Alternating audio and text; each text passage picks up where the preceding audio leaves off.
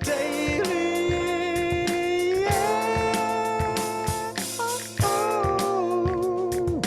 Fred, you are such a positive guy. And when we asked you, what would you like to know from our community? You said, I have a question for you. This is a question I sometimes ask when I come into a room filled with future friends. I want to know, what is something good that happened to you lately? That is Fred's question to all of you, such as love. Fred, what is That's pretty something good. good that happened to you lately? Other than being on remote daily, I think I was saying before the show, I had a key lunch drop off. So I am powered up and ready to take this. My blood sugar is doing well. So that's just everything's going well today. Shout out to your partner. I would say what something is good that has happened to you is that your partner is nearby, which is a fantastic luxury. Mhm. And I want to give a shout out to everybody who's taking the time right now to check out Freedom. Because as all of you are sharing right now, you all had things that were positive happening to you. Look at that, taking time off, seeing friends in real life that I haven't seen in years, Mhm. lunch outside in the park, met some new interesting people, enjoyed the sunshine, found new teammates, and a leaky shower pan. Thank you. And my new job. Wow, so much positivity.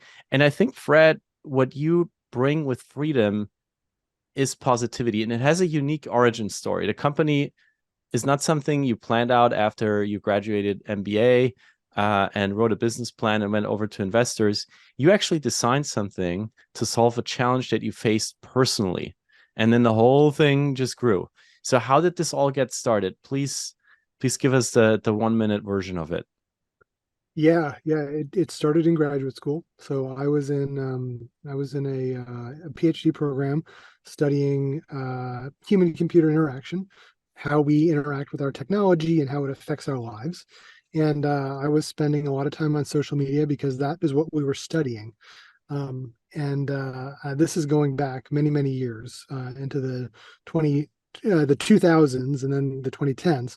I noticed how much time I was spending online, and I said, well, if there's no way to really get away from this sort of constant encroachment of social and connectivity into our lives, then we're going to need some tools to help push back against that. And the thing that actually, the straw that broke the camel's back was I would go to a coffee shop that didn't have Wi-Fi, and I'd work there, and it was great. And then they introduced Wi-Fi, and then all of a sudden, my whole strategy kind of failed. And I said, "Okay, I'm going to go write a tool that helps me with this problem." And I went home that night and I wrote a little bit of Apple script that locked me offline for 45 minutes, and I used that to write a lot of my dissertation. You saw something coming that everybody seems to be suffering from now. You were studying social media before most of us even woke up to the fact that it's completely addictive. I biked by a large sign on the Lower East Side the other day. I don't know if it's visible in the camera right now, but it says, "I saw the best people of my generation destroyed by social media." This is 2023. You obviously saw that 20 years ago already. Blessing for you studying it. But okay, you are then you wrote this code, and then what? Like, how did it get so big? Why did it not go away again? Yeah. It's just one of these stories where you things kind of have a life of their own. And so I knew this was a big problem, and you could kind of look at. I was looking at what people we were studying, their behaviors, how much time they were spending online. We were doing qualitative interviews, people talking about how they had basically completely changed their use of technology to like shape it around the time that they're spending online on devices on their phone. And we could see some really interesting trends there. And so it just pointed to and at the same time, like new devices were coming out that were just amazing. Like We went from flip phones to the iPhone, and you could just tell like each iteration was going to get more and more distracting, if we want to call it that. And so this thing had a little bit of a life of its own. I put it out there, I shared it for free, and people started using it, talking about it, telling their friends. And then, eventually it just became enough of there was just enough interest. There was enough people reaching out to me saying, hey, can you make this thing do this for me? Hey, can you port it to Mhm. this operating system? I said, there's potentially a business here. And but even then, it was still many, many years before I went into it full time. I started selling a license to it after a couple of years, and I thought like that would basically make everybody go away. Like, no one's going to pay for this. It's going to stop all these emails that come in. What ended up happening is people did start paying for it, and then I had to start doing the things that I promised. So yeah, it was just one of these stories that over time just keep growing and growing. Wow.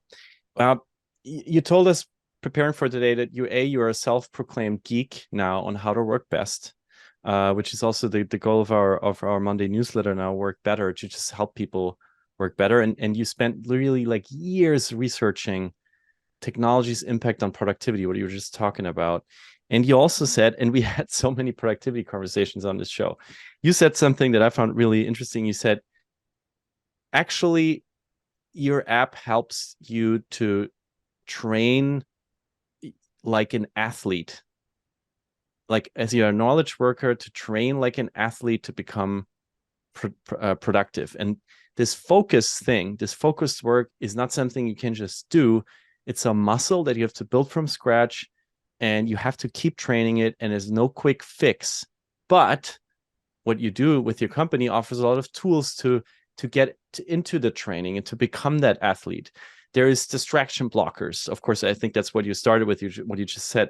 There's focus sounds, there's education guides, there's guided workflows even. So we'll pull up your website in a second, but can you share some examples of how people right at this moment actually use freedom, and also how it has, I should say, transformed them? Mhm. Yeah, absolutely. And I just want to sort of highlight that thought around this idea that we think that we just start with these innate set of skills around how to work, and ways of working can be learned and trained. And we have to sort of keep in mind that we've got a lot of things that are pushing back against us, all of the social and the need for hyperconnectivity. So it is very much a muscle that you train. And so the people who use our software are using it for any number of reasons. We have a lot of creatives, we have a lot of knowledge workers. Movies that you have seen, the biggest movies in the world, have been written with freedom. We have people who Wow. are using it to finish their graduate degrees, to finish their undergraduate degrees, who are starting high school. We have people who are using it to set better boundaries in their life. So, this is kind of less of a thing now, but it was very much a thing a couple of years ago, stopping the doom scrolling. A big thing that we do is enable sleep. Because as you know, if you wake up in the middle of the night and you check your phone, you're not going back to sleep right away.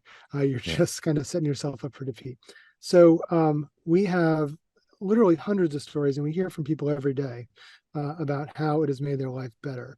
And that's, at the end of the day, like I think that's what motivates us as a team, that Mhm. really keeps us focused. And we love hearing these things.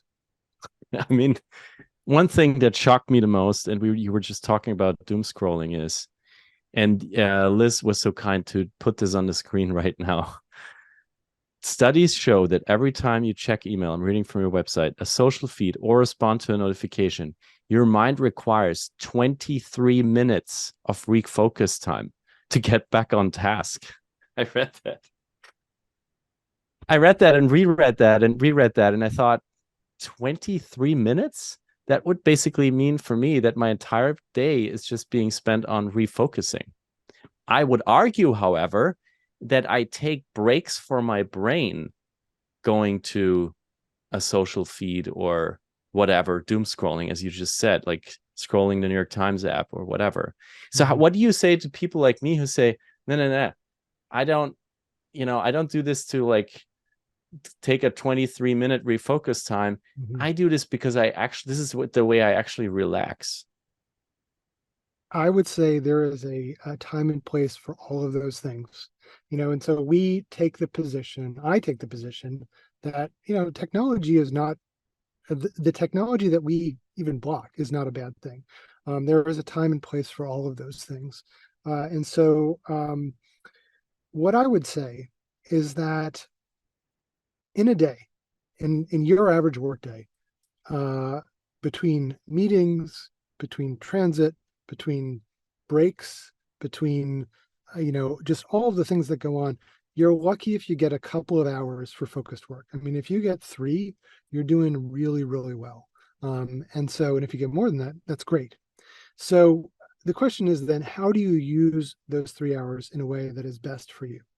And when you sit down to work, when you have set up the right environment, when you've had your coffee, you've had your, the snacks, you've got your sounds, you've got all of the things that, you need to really do that deep and focused work, you do want to sort of make the most of that time.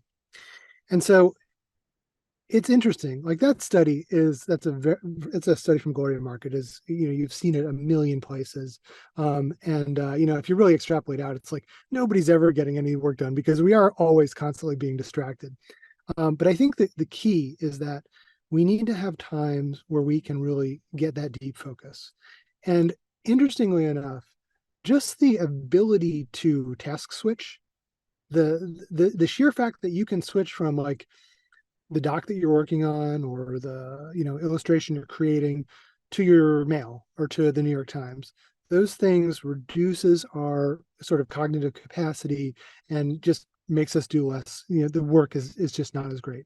And so if you can find time where you're able to really turn those other opportunities off, monotask, focus deeply, you're going to get better work done, and you're going to get more done in the amount of time that you have during the day. It's an interesting thing, and I think like the key is, we're not going to get to a state where we can do 8 hours of deep focused work today. I mean, there are certainly people who can and do that. They're outliers in society, but the reality is like we need to have a couple hours, and then you need to have your time where you can detach, where you can have that break. All of those things are essential to really having a healthy relationship with work. So, how often a day do you scroll?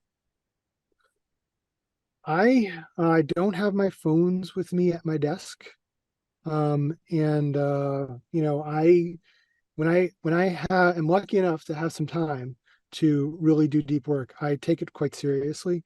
My challenge is, as mostly a manager these days, I spend a lot of my time in meetings, and so that really makes it very acute to me that if I need to get something done, then I only have X amount of hours to do it or X amount of minutes to do it, and I really need to focus in on that time. I haven't been like that my whole career, but as this company has grown and as we've scaled out, um, I do have to be very mindful of where my time goes. Do you have a way to begin and end the day? Do you have a ritual for that? My workday, yeah, yeah, it's interesting. I do have a ritual that begins my day. I start my day with a walk. And like I in the past year I quit caffeine, and I've replaced it with Wow. walks, and it's really really interesting how uh, that helps you in a transition. And I've thought about these transitions. I I work from my home and I work from this co-working place, and I do have transitions when I go into the places that I work. But I don't, I try and like when I sit down to work, I try and say, okay, go to my task list, which is a textual list, that I've written out, and then start working through those. Mhm. We had a beautiful interior architecture conversation a couple of months ago here, and the designer actually said, even if you work and live in the same space, you can still put your things, your laptop and everything in a bag at the end of the day. So they're just visually away from you. Is that also something that you do when you work from home? Absolutely. Yeah, yeah. I have my thankfully I have an office, and everything can just stay in the office. And Okay. yeah, I I I have found it's just better for me to do that than to like work around the house or like work in the bedroom. It's just it's better to have that delineation of space. I know not everybody can have that, and so that's a luxury, but that I think that's a real thing. And I think creating those transitions, Shamsi Iqbal, who has studied this for Microsoft, has really found that there is a important role in making a transition. It used to just be when you got in the car or on the bus or the train to head home. Something like that can be replicated, and it allows you to create that sort of mental transition, where you're going to go, re-engage with your family and friends. Just talking to you calms me down. I already feel more focused just talking to you. It's just amazing to learn from you today. And Fred, let's talk about the company itself, because you always had, or for a long time had, an office for the people that were working with you, mostly developers, but also salespeople, customer representatives, and all that. But you told us that it somehow never felt right to you to have everyone there all the time. I feel like a lot of CEOs, I hope a lot of CEOs are listening and just thinking, yeah, he's right, and just change their policies tomorrow. Anyway, you did it, and you actually decided to not only give people flexible work or, some days in the week to choose from, you decided to go fully remote long before people were starting to talk about remote work or even the pandemic. That you decided this years ago. Why did you do that?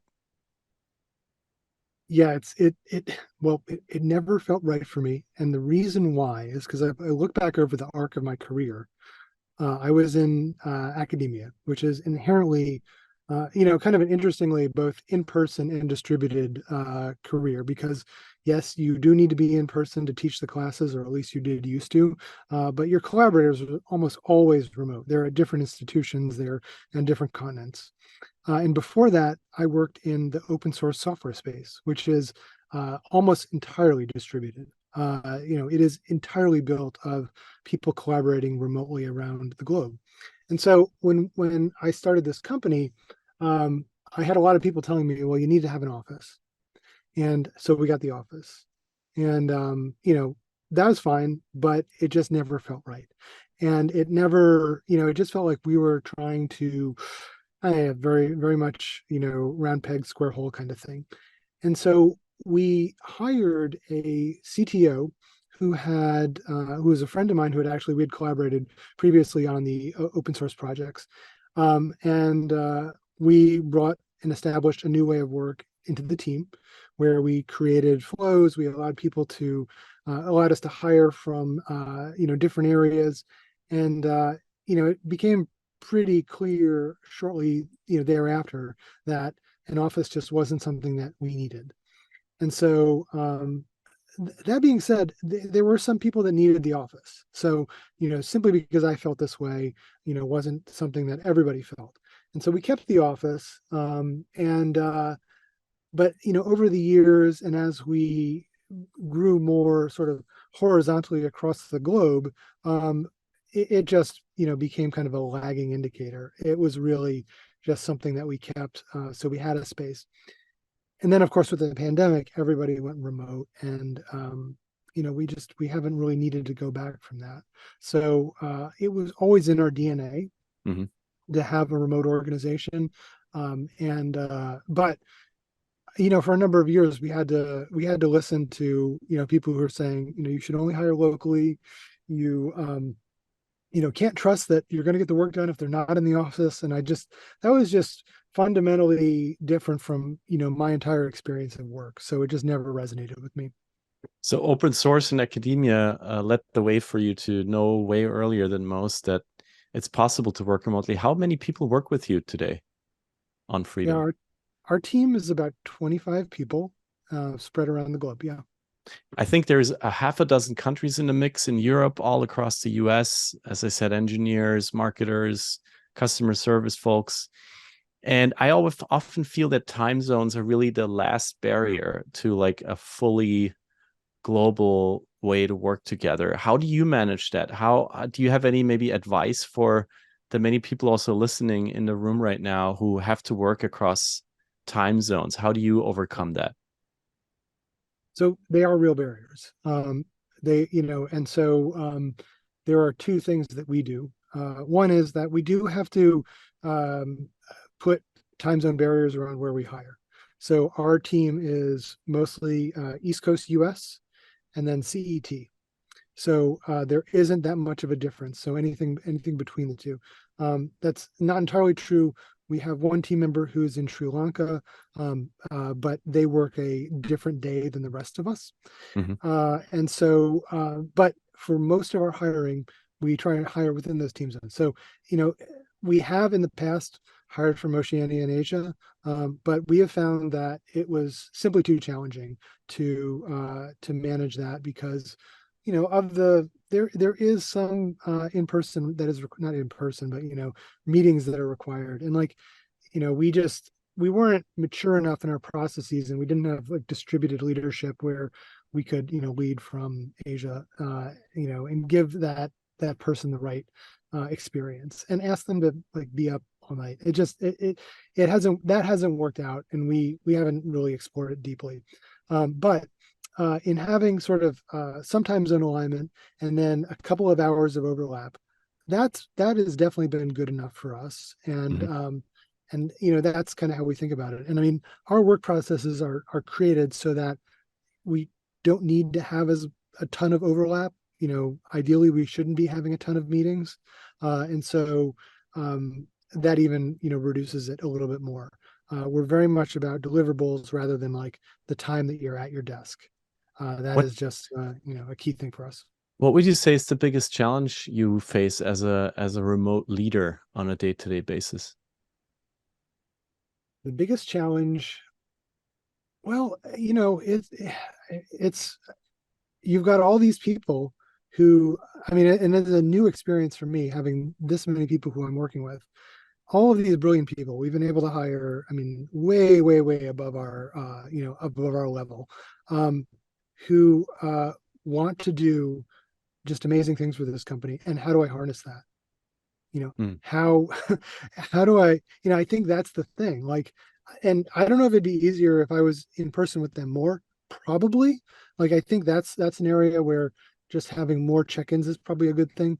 But that's the thing I worry about is like, are we really like letting people work to their potential? And the one thing that you say a lot on LinkedIn and that I always liked, especially in this time where there seems to be a conflict about the future of work and where it takes place and how, you say people are asking a lot of the wrong questions about the future of work. And I love that a lot because this implies that you have your own questions to ask and you're seeking answers, but those are different to the ones that are circulating right now. So let's start with what are the wrong questions that you see out there right now? I think these are the questions that like fundamentally assume an office is necessary for doing work, and that companies should be organized by geography. I mean, that is a very much a lagging, so that is lagging, right? And so we need to we need to think about if we could realign work with the technologies that we have today, how would we rebuild? And so this notion that uh, we need people in an office together is purely about command and control and sort of the panoptic sense of our society that like okay, you're only going to work when you have somebody watching you. And we've seen again and again, leading organizations, from IBM 20 years ago to, the technology companies today, they're distributed. Yeah, they want to bring them back into the office, but we've gotten these gains because of, and with the assistance of being distributed. And really, any global technology company is a distributed company. So, I think this notion that the office needs to be central is wrongheaded. The right questions are, how do you, it kind of goes back to my worry, is like, how do you best enable your team? How do Mm. you how do you have this sort of state of work that optimizes for an individual's livelihood? So it optimizes for their quality of life. Not having to get in a hour-long commute each day, not having to simply be in the office, the ability to take time off when you need to take your kid to doctor's appointment, or just take a walk or detach. This notion that, like, it is not about the time spent in the chair, it is about the deliverables that you create. How do we sort of move work towards these discussions, and also realizing that not every we're talking about knowledge workers, we're talking about a specific sector of the population, and how do we not leave behind those who do need to be in the office, and you know and I think, like, that goes back to this notion that the office, the purpose of the office is about connection. It is not about, the butt in the seat. So the right question would be, what is the purpose of the office, that every team or every company should probably ask themselves, first of all. I think so. Yeah, absolutely. Mhm. And I also love how you talked about, creating an environment that now enables people to flourish. And I wanted to ask you for personal advice here. We have a remote daily team meeting coming up next week, and I always struggle with these because I struggle between the amount of information that I want to share when everybody is in the room, but and the things that I actually want to discuss, and Mhm. how I prepare my fellow team members for that. How do you do that with a team that's double the size of Remote Daily? How do you do that? Yeah. So we have a very much a document-based culture, so that when we're meeting, we try and always have agendas. We try and create documents and share those before the meeting.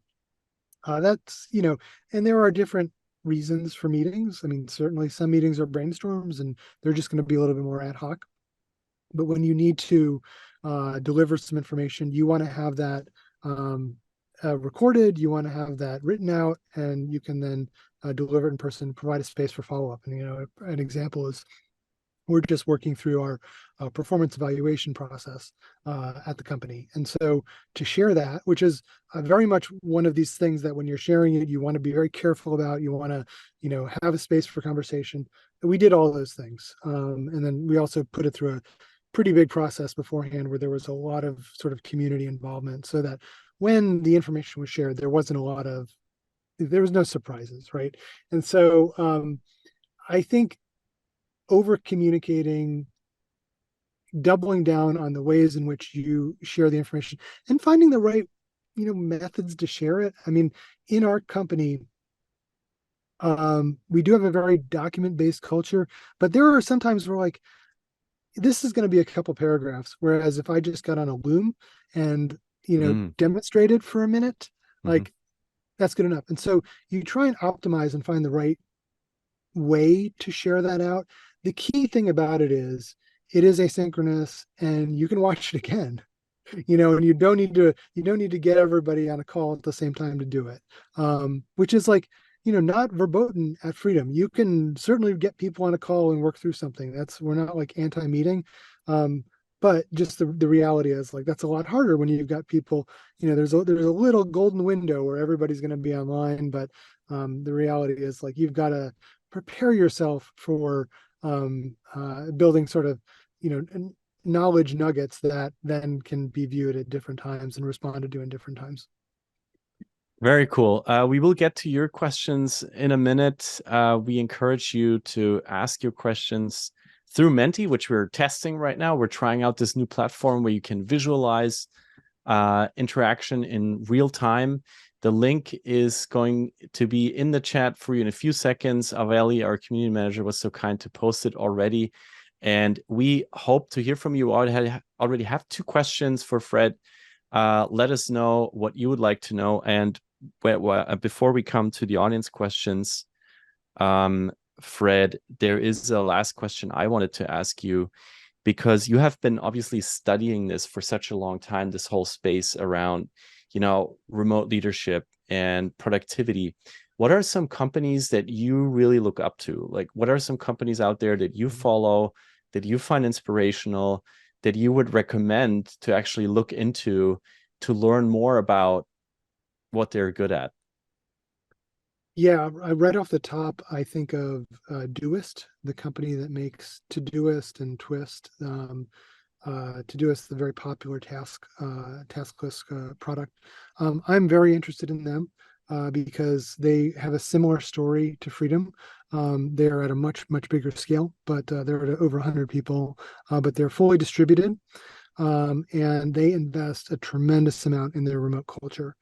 So they're leading the way through the content they're creating, and they have full-time remote advocates who are working for them, who are doing their best to sort of, I think, create the future of how companies are being created.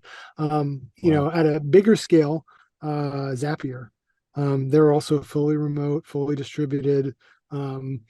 Very jealous of the amazing in-person meetups that they have at Bali and various places. So, but I mean, and I guess a third, and this is, if you follow remote, all this stuff, but, GitHub, GitLab.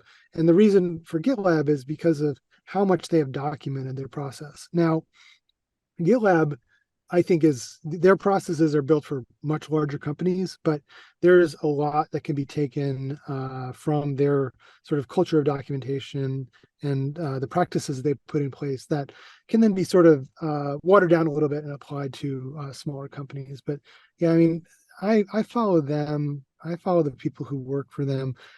We attend some conferences together, and there's just great knowledge that they're creating, and they're really creating the future as far as I'm concerned, both with their technologies and with the teams that they've created. Just shared the links here in the chat. Doist.com, Zapier.com, and GitLab.com. And Doist, the website, even says up top, we're building the future of work. It's not even about the tool they're selling. It's just about their philosophy. What are you so jealous of when it comes to in-person meetings, Fred? What are they doing, and what are you doing with your own team? I mean, I guess if you saw our LinkedIn posts, like ours look pretty glamorous because we've had in-person meetups in Barcelona, and we had one this summer in Sarajevo, which was Wow. fantastic.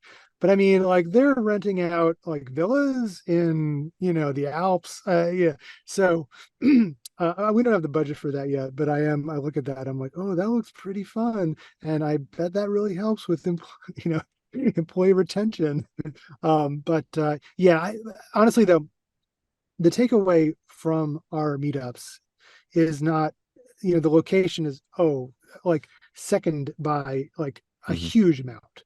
Mm-hmm. The first thing is like bringing together people and just letting them get in the room, letting them walk around a city, letting them eat. Tyler Selhorn says, like, it's about like the hugs and the, just all of that. It's it really is. It's, you could honestly do it in not so glamorous location, and people would I think walk away feeling just as good because they're happy to get together with their teammates. But having it in a beautiful location doesn't hurt. Amazing. Learning so much from you today. Fred Stutzman, CEO of Freedom, is on the show today. And while we pull up Menti to see the questions from you all, I just want to say that it's so great to learn from you always. And I highly recommend following Fred on LinkedIn, where he shares a lot of his insights and learnings, and just connect with him there and learn more about Freedom. Now, I love the, I think we can scroll to the first question that came in chronologically. Liz, if you would be so kind to bring us up to the first question that came in. How do you lower the impact from the barrage of notification events that await your return from freedom? What a great question for everybody who hasn't used the tool, or maybe even your personal day, Fred. What is happening after you switch this off when you go back from focused work into the real world? That is the $1 billion question right there. Is, because when you do get away from the distractions, you get into this different space where like you're really living your best life, and it's so rewarding. But then you come back and it's like, X, Y, and Z. One of the interesting things that has come up again and again in our user studies is, for the most part, people, when they start using freedom, or when they're thinking about using freedom or any kind of blocker, the worry is like, I'm going to miss something. I'm going to miss an Yeah. important notification, because that's what we've been trained. And once you run a number of sessions, once you start working with it, you actually realize, okay, I don't really miss anything. And then that actually creates a sort of reinforcement loop where it's like, I know that these things that I'm coming back to are, for the most part, not that important. And actually, it has allowed me to basically turn my notifications down to almost zero. I do get them from like my kids' school and a couple other places, but for the most part, I was just like, all of this is noise. Even like the New York Times. I mean, certainly the New York Times. I will check it. And I think for a while there, I had like my Slack notifications on. Like that was just a disaster. There are some things I check enough that I just don't need notifications from, but there's other things that like I realized I don't need them. So, that I think that is something that people, when they sort of take that time to step away, can learn. And I think there are, in the future, tools that we can potentially build that handle some of this problem. Mhm. But again, I would rather have the self-actualization and realizing like I don't need all this information in my life constantly. I just I, don't I need it. love, yeah, I love how you just dodged like your friends, your family, your colleagues, the news organizations of the world. But it's so true. And we had this advice a few months ago on Remote Daily saying, just switch off your notifications. It's not that Mhm. hard. Just go to your phone and switch off. I did that, but every time you install a new app or you update one, Yeah. it's trying to sneak in again. And then maybe you're also waiting for something urgent one app one day, and then you forget to switch it off. Boom, you're back. So, and this I think points to what you're saying. It's a constant training. It's a muscle. You can't solve it just by doing one thing. You have to deliberately decide this every day. And I Yeah. wanted to go to the next to the second question here. Um, because I think it's number 4, Liz, that we have on the list. Um, what percentage of your company is part-time or freelance Mhm. workers versus full-time? And how do you bridge the gap between those two when it comes to company culture? So we don't have that many part-timers. We do have some freelancers. So and that's been an issue that we've been working on for many years at this point. Mhm. Um, so how do I want to answer this? Um, I think we've biased on hiring full time, because it kind of allows us to bring people in fully. Because when somebody is on a part time role, um, you know you have to be careful about, hey, I need you to be part of these other things, because I know there's only so many hours in the week that they can devote, because they've obviously got other gigs and things that they're working on. Um, that's that is a tricky area. Maybe I'll talk specifically about part time. We do have some part time team members, and we try and like time zones, and like somebody who does our support for us like on the weekends. And that person very much wants to have a part time job, and does that in addition to a full time job that they do otherwise. Um, but bring them to our meetups, bring them to our events, bring them to you know Mhm. and bring them into the water cooler, that is sort of the all the company Which is processes. Slack in your case, right? Exactly. Yeah. Yeah. And have them feel as full as they can. But I realize this is a big challenge. And this is specifically a challenge for companies who are like, some people have to be in the office versus some don't. We're fully remote, so it's not as Hmm. big of an issue. But I think these are big open questions. And I think having somebody who thinks specifically about integration into cultures is an important part as your company gets to a certain scale. That's an important part of your team, and so that's why you see heads of remote and people who are doing that kind of role within the HR organizations. Hmm. Last question we're going to tackle. I think this one is about office versus remote, and you're fully remote now. Yeah. So we'll switch to the question of managing teams, which you already talked about as one of your big challenges. You mentioned you spend a lot of time in meetings now as a manager, not as a creator or a programmer, developer anymore. And of course there are always these questions that you have to answer and handle between speaking to people one-on-one. You mentioned performance reviews. Do you have an advice on how to handle this between basically working in the business and on the business? Yeah, this is in interest of complete honesty, this is an area where, like, do what I say but don't do what I do.